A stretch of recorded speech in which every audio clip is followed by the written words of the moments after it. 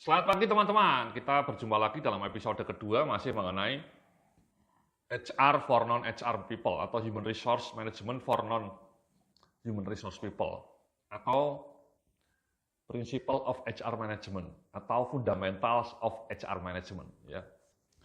Di dalam episode kali ini kita akan bicara mengenai fungsi yang berikutnya dari HR Management, yakni Employee Selection. Ya. Di slide Anda bisa dilihat di belakang saya, Employee Selection. Seperti yang saya bilang dalam video sebelumnya, ini fase yang sangat penting ya teman-teman ya.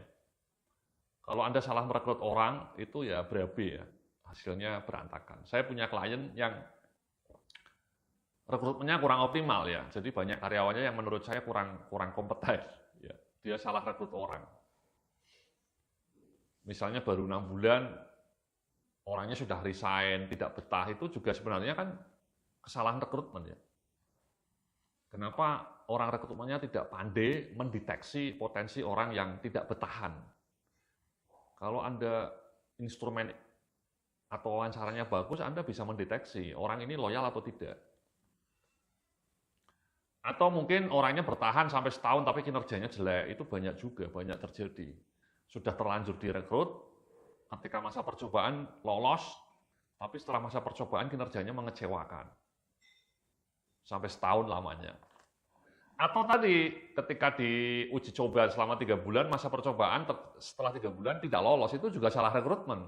Kan capek. Udah 3 bulan ngajarin, ngasih tahu, diuji coba 3 bulan kemudian nggak lolos, itu kan artinya rekrutmennya jelek juga. Makanya KPI rekrutmen itu salah satunya adalah berapa persen jumlah karyawan baru yang bertahan lebih dari 3 tahun. Jadi paling tidak karyawan barunya itu bertahan lebih dari 3 tahun. Itu kan artinya karyawannya loyal dan quote-unquote bagus juga, capable. Karena bertahan selama 3 tahun. Artinya perusahaan happy dengan kinerja dia. Atau KPI keduanya adalah skor kinerja karyawan baru setelah direkrut selama setahun. Jadi setelah setahun dia dievaluasi kinerjanya, berapa skor kinerjanya, skor kompetensinya, atau kepuasan usernya, atasannya happy nggak dengan kinerja karyawan baru ini. Jadi setelah setahun di survei itu atasannya. Nah, targetnya ya 100% happy. Paling tidak semua, misalnya Anda rekrut 10 karyawan baru, setelah setahun semuanya disurvei. Dari 10 karyawan baru itu ya semuanya harus memuaskan ya. User Anda atau atasannya happy dengan karyawan baru tersebut. Itu employee selection Anda bagus.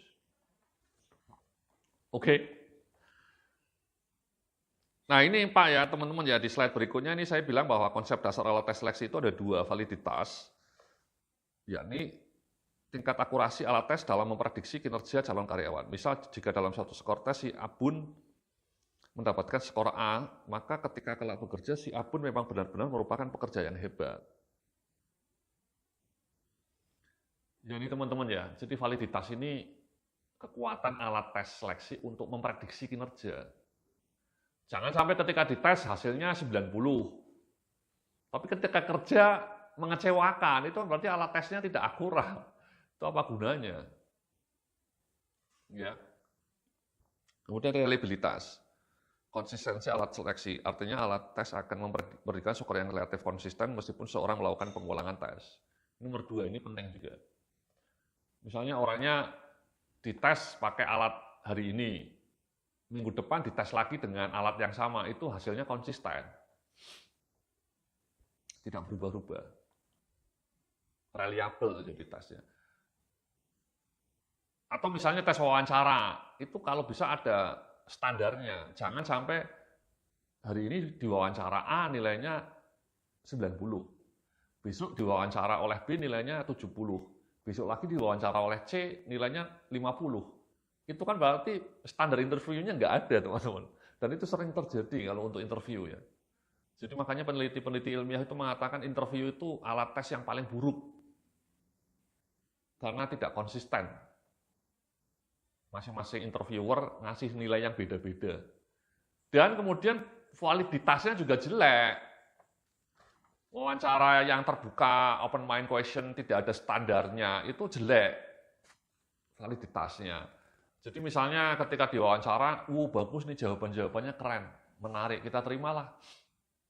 Ternyata setelah 3 bulan kinerjanya mengecewakan. Jadi makin banyak penelitian yang menunjukkan korelasi antara job interview dengan kualitas kerja itu tidak tinggi korelasinya. Makanya harus ada standar. Nanti kita bicara ya. Standar interview yang terstruktur namanya. Jadi structure job interview. Jangan ngobrol bebas. Kan banyak user ketika interview itu bebas, pertanyaannya itu macam-macam. Misalnya apa kelebihanmu, apa kekuranganmu, itu useless itu. Menurut penelitian-penelitian ilmiah, pertanyaan apa kira-kira kelebihanmu, apa kira-kira kekuranganmu itu sampah. Pertanyaan sampah. Nggak ada maknanya, useless, nggak ada gunanya kata peneliti. Karena sudah diteliti, jawaban terhadap pertanyaan itu tidak ada sama sekali hubungannya dengan kualitas kerja dia. Jadi pertanyaan itu sama sekali tidak punya korelasi. Orang yang jawabannya 100 sama orang yang jawabannya 0, itu ketika kerja nggak ada bedanya. Artinya kan jawaban dari pertanyaan itu kualitasnya rendah. Kenapa ya? Karena pertanyaannya tidak valid. Ya, nanti kita bicara mengenai pertanyaan-pertanyaan yang valid, ya, supaya struktur interviewnya lebih valid, lebih terstruktur. Nah, kalau alat tes yang prediksinya yang valid itu apa? Itu malah psikotes ya, teman-teman ya. Jadi peneliti-peneliti ilmiah itu mengatakan alat tes yang paling simpel, mudah digunakan, bisa bersifat massal, tapi hasilnya valid itu psikotes. Wawancara asal dilakukan dengan standar yang terstruktur, lumayan tinggi validitasnya. Tapi kalau wawancaranya hanya sekedar pertanyaan-pertanyaan sampah kayak tadi ya, apa kekuranganmu, apa kelebihanmu, itu nggak ada gunanya. Itu rendah validitasnya. Oke ya teman-teman ya. Nah di halaman 17 ini saya mau ngasih tahu ini ya, tes yang sering digunakan ya, tes EQ atau improve atau psikotes ya. Psikotes itu kadang-kadang isinya ya dua ini ya, tes EQ, tes intelijensi, dan tes kepribadian, dan interview. Jadi yang 1 dan 2 ini biasanya digabung jadi paket namanya psikotes. Jadi psikotes itu menguji kemampuan intelijensia, kemampuan verbal, kemampuan analytical thinking. Tapi juga sometimes menguji kepribadian orang itu ya, orangnya kerjanya gigih nggak, orangnya loyal nggak, orangnya kreatif nggak, kepribadiannya seperti apa. Tapi nomor 2 ini hanya pelengkap ya, yang lebih penting yang nomor pertama ya. Jadi ini di slide berikutnya nih saya bilang ya, tes tertulis atau komputer bis, sekarang bisa komputer bis ya, sudah sangat canggih, nggak lagi pakai pensil ya, pakai komputer. Untuk mengukur intelijensi individu, mencakup kemampuan verbal, numerical, atau analytical thinking, reasoning, dan seterusnya. Tes ini memiliki validitas dan reliabilitas yang paling tinggi di antara instrumen seleksi lainnya. Jadi psikotes ini masih tetap paling powerful, teman-teman. Ya. Jadi itu selayaknya digunakan untuk screening pertama ya, tahap pertama psikotes. Macam-macam sih ya psikotes ini ya, saya di halaman 19 nih saya bilang ada berbagai tes intelijensi, misalnya Wonderlic test gitu ya. Terdiri dari 50 item pertanyaan, mencakup soal mengenai special relations dan analogi dengan durasi 12 menit. Tes ini mengukur kemampuan individu untuk memahami instruksi, belajar pekerjaan baru dengan cepat, memecahkan problem dalam pekerjaan, menemukan ide-ide baru. Ya ini analogi, permainan analogi, kemudian bentuk gambar-gambar gitu ya. Kotak-kotak itu Wonderlic test. Itu kalau Anda orangnya kreatif, Anda analytical thinking-nya bagus, ya skornya tinggi. Dan ini sangat dibutuhkan untuk karyawan-karyawan level manager ya, calon-calon future leader kalau bisa analytical thinking-nya tinggi. Itu pakai Wonderlic test. Anda mungkin sering mengalaminya dulu, pernah mengerjakannya ya. Kemudian di halaman 20, ada jenis tes lagi namanya Watson-Glasser Critical Thinking ya. Merupakan tes untuk mengukur kemampuan individu dalam menggunakan 5 aspek critical thinking, yakni inference, recognition of assumption, deduction, interpretation, dan evaluation of argument. Terdiri dari 40 item dengan durasi 40 menit. Ya ini psikotes juga ya, varian lain dari psikotes ya.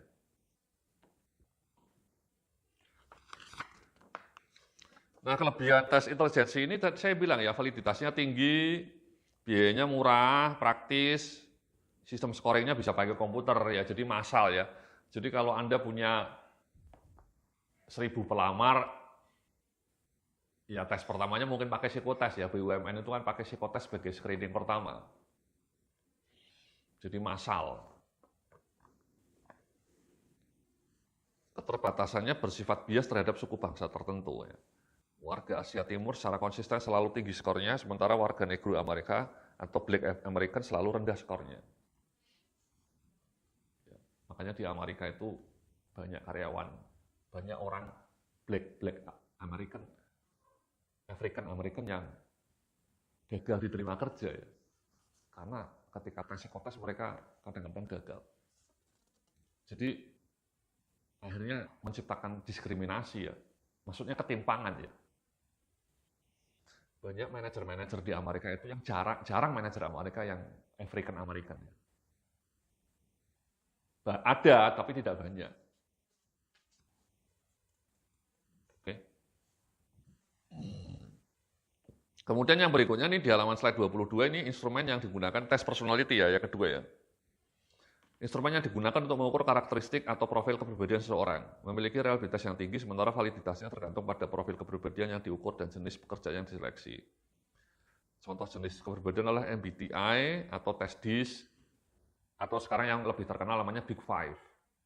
Big Five personality test, 5 faktor personality. Sekarang yang lebih dianggap valid namanya Big Five. Anda bisa googling ya, Big Five. Big Five, 5 besar personality. Di slide berikutnya saya bilang, kelebihannya apa? Kelebihan dari personality test dapat mengungkapkan gambarannya lebih lengkap mengenai profil minat dan karakteristik kandidat, dapat mengidentifikasi interpersonal trait yang mungkin dibutuhkan untuk beberapa pekerjaan tertentu. Keterbatasannya memiliki validasi yang tidak begitu kuat, terdapat kemungkinan respon yang tidak benar dari kandidat. Ya. Jadi kepribadian itu mungkin sesekali penting ya. Misalnya kalau Anda butuh karyawan salesman itu mungkin orangnya harus yang luas komunikasinya, ya social skillnya bagus, ya social skillnya. Sebaliknya kalau Anda butuh akuntan kan harus teliti. Mungkin Anda butuh orang-orang yang teliti, yang kepribadiannya, attention to detailnya tinggi.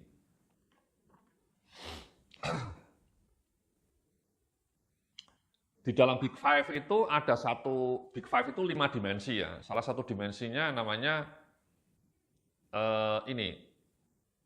kecakapan kerja, namanya C, constant semacam ini ya, ketelitian terhadap pekerjaan itu ternyata korelasinya tinggi terhadap hasil kerja ya, Big Five. Ada namanya dimensi C, yang C, conscientiousness istilahnya ya. Anda bisa googling nanti.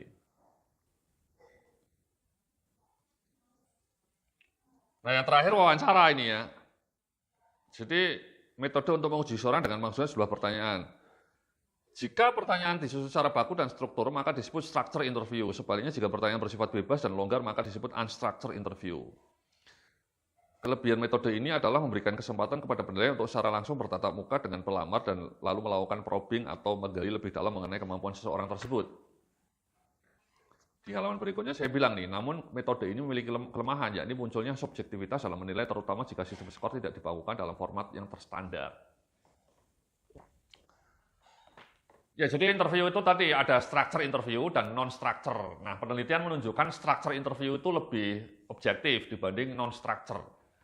Structure interview itu pertanyaannya selalu mengacu kepada masa lalu orang tersebut. Ya, misalnya pertanyaan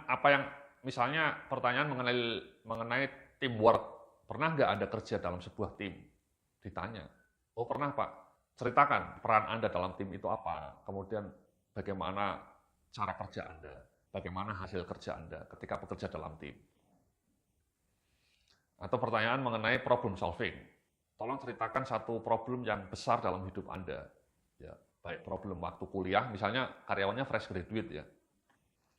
Ketika fresh graduate kan belum punya pengalaman, tapi kan dia pasti punya problem. Mungkin problem waktu bikin skripsi, problem ketika dia kuliah. Coba ceritakan salah satu masalah yang Anda hadapi ketika kuliah. Dia ceritalah, mungkin waktu saya mau bikin skripsi, Pak. Nah, ceritakan prosesnya. Apa problem Anda, bagaimana Anda mengatasi problem itu, dan bagaimana hasilnya. Itu ditanya. Jadi fokus selalu pada pengalaman masa lalu. Jadi itu menurut penelitian, pertanyaan yang fokus pada pengalaman masa lalu itu selalu lebih akurat dibanding pertanyaan yang tadi. Kira-kira kenapa Anda mau bergabung ke perusahaan kami? Apa kira-kira kelebihan Anda? Apa kira-kira kekurangan Anda? Itu nggak ada gunanya. Jauh lebih baik bertanya, problem apa yang pernah Anda temui dalam hidup ketika kuliah? Atau ketika Anda kerja pernah nggak punya problem? Problemnya apa? Kemudian bagaimana Anda mengatasi problem itu, dan bagaimana hasilnya. Itu pertanyaan seperti itu yang selalu lebih akurat. Jadi kalau misalnya Anda mau interview, pertanyaannya sebaiknya mengacu ke pengalaman masa lalu orang tersebut. Baik pengalaman ketika dia kuliah, atau pengalaman dia ketika dia kerja. Gitu ya teman-teman ya. Oke, saya rasa seperti itu di segmen kedua namanya employee selection ya. Sekali lagi ini fase yang sangat penting. Nanti kita lanjut lagi dalam fase berikutnya, yakni training and development. Salam sukses, penuh kemuliaan.